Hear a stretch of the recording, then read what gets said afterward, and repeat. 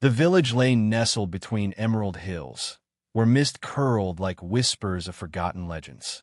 A river, silent and knowing, wound its way through the valley, reflecting the golden hues of the evening sun. In this land of sacred customs and whispered omens, love was not a mere feeling. It was duty, lineage, and the weight of ancestral honor.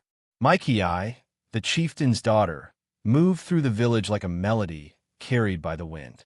Her beauty was spoken of in hushed reverence, but it was her spirit that made men turn their heads. She was the kind of woman who could calm a storm with her voice and stir a rebellion with her gaze. Yet, beneath the surface of her poised elegance lay a restlessness, a yearning for something beyond the rigid traditions that shaped her world. It was during the Festival of Harvest, under lantern-lit skies, that she first saw him. Yanthungo stood apart from the revelers, his dark eyes reflecting the flickering light of the bonfire. He was a warrior, tall and lean, his presence like the hush before monsoon. Unlike the other men, who boasted of their conquests in battle, he watched in quiet amusement as children chased fireflies and elders told stories of old gods. Their eyes met. For a heartbeat, the world around them dulled. The music, the laughter, the rhythmic pounding of feet against the earth. Mikei had danced all her life, but at that moment, she felt as if she were falling. Yanthungo, bound by custom and caution, knew better than to stare too long. Yet, something about the chieftain's daughter pulled at him, like the river pulled at its banks, shaping them over time. It began with stolen glances across the village square, a lingering touch as she passed him by, an unspoken promise in the space between their words. Mikei was bold, unafraid of consequence, while Yanthungo hesitated, knowing that love, especially the forbidden kind, came at a price. His clan and hers had been at odds for generations. Old blood had long since dried, but grudges clung to the bones of the elders like roots to ancient trees. Despite the warnings echoing in his mind, he found himself drawn to her like a moth to a flame. They met in secret beneath the banyan tree at the river's edge, where shadows stretched long under the moon. Mikei spoke of dreams beyond the village, of lands where love was not bound by duty. Yanthungo listened, his heart warring between loyalty and longing. One night, as the wind carried the scent of rain, Mikei reached for his hand. Her fingers, cool and delicate, curled around his calloused palm. "Would you leave if I asked you to?" she whispered. Yanthungo stiffened.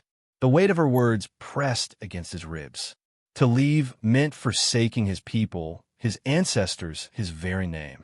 But to stay meant watching her marry another, living a life where his heart beat only in echoes of what could have been. "I would," he murmured, though the certainty in his voice wavered. Before she could respond, a rustle in the underbrush shattered the fragile stillness.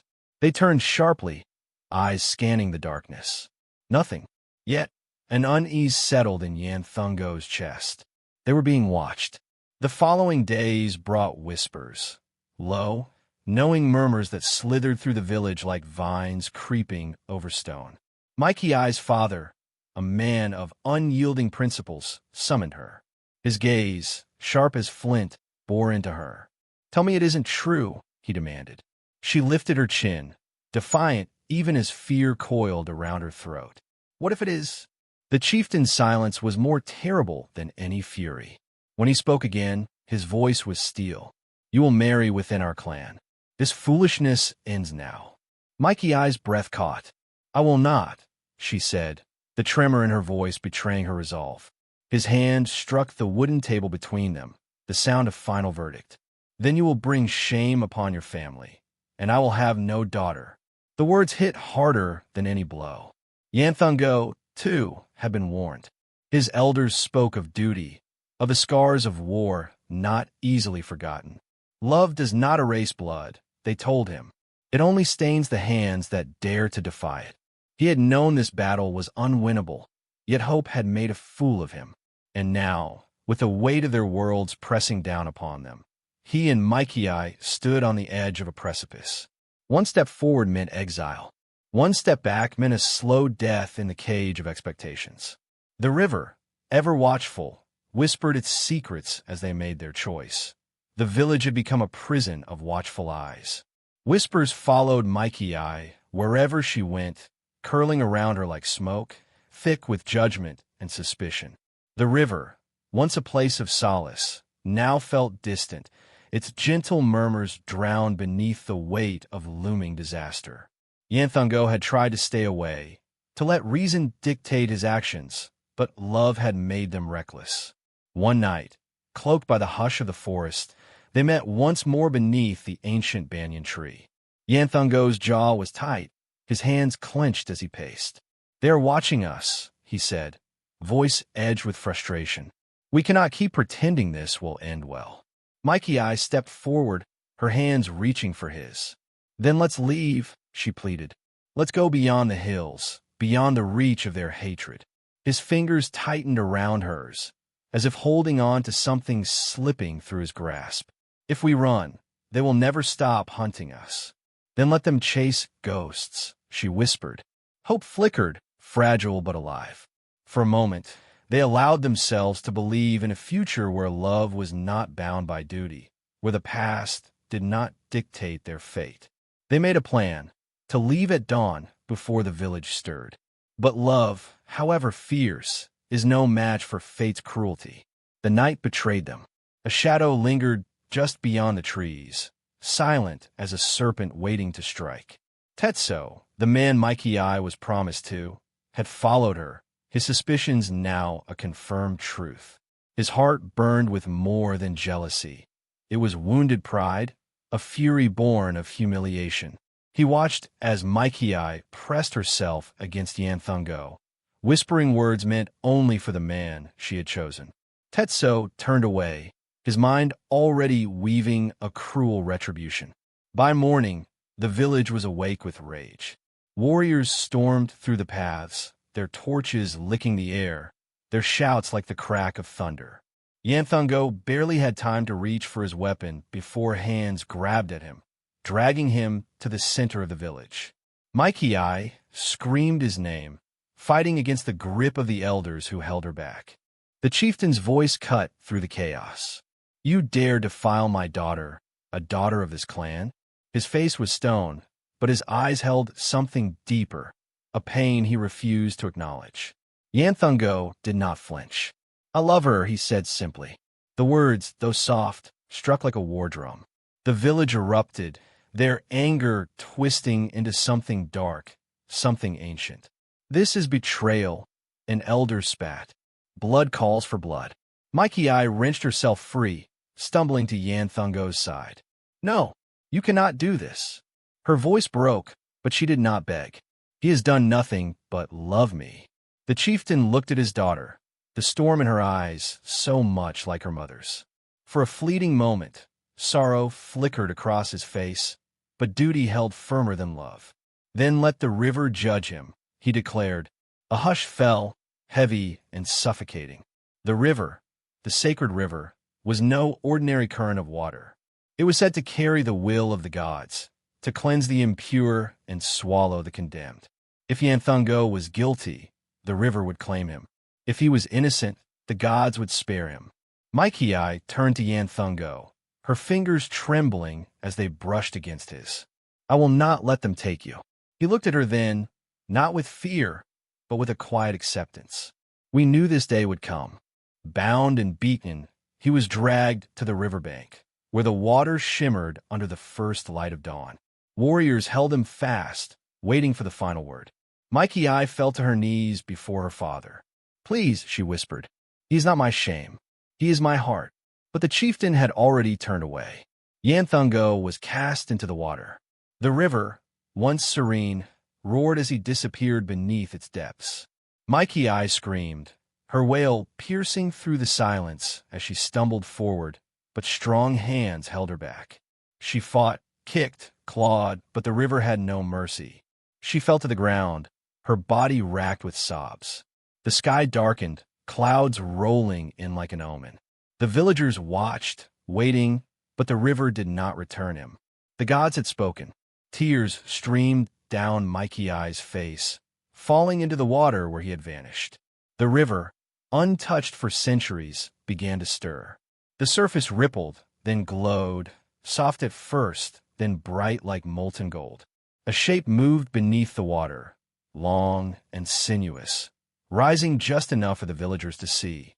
A serpent, larger than any man, its scales shimmering with the light of 1,000 stars.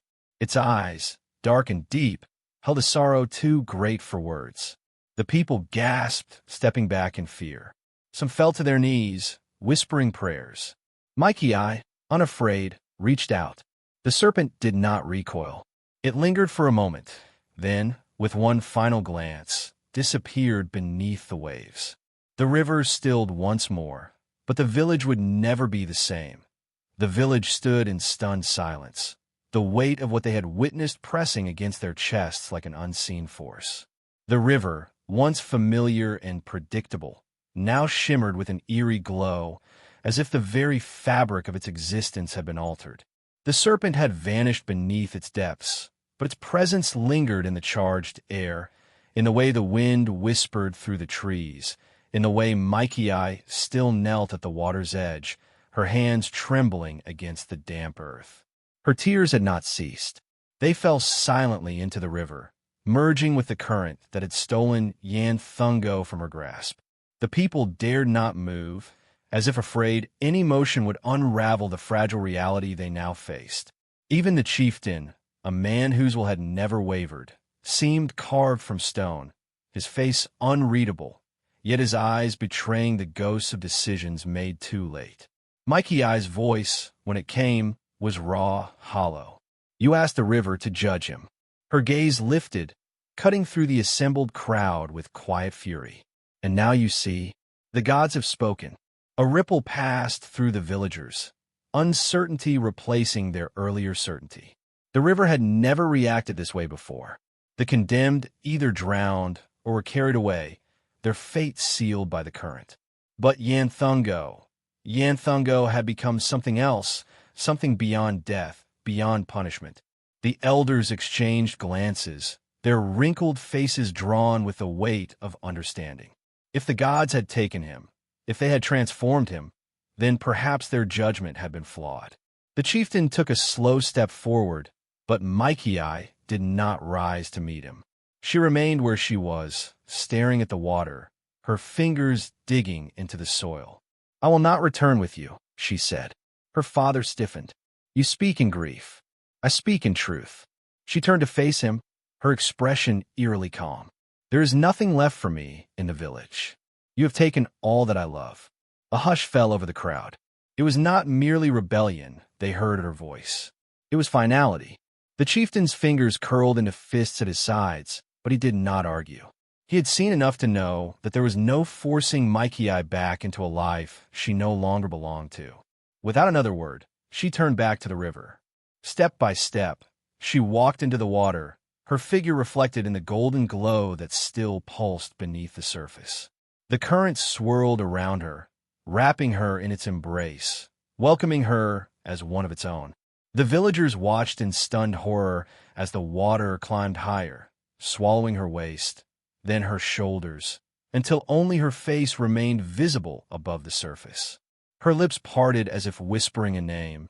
Then, with the gentleness of a breath, she disappeared beneath the waves. The river shimmered once more, then returned to stillness. Days passed, and then weeks. The people spoke in hushed voices, their once unshakable beliefs rattled to the core. No one dared fish in the river. No one dared disturb the place where the lovers had vanished.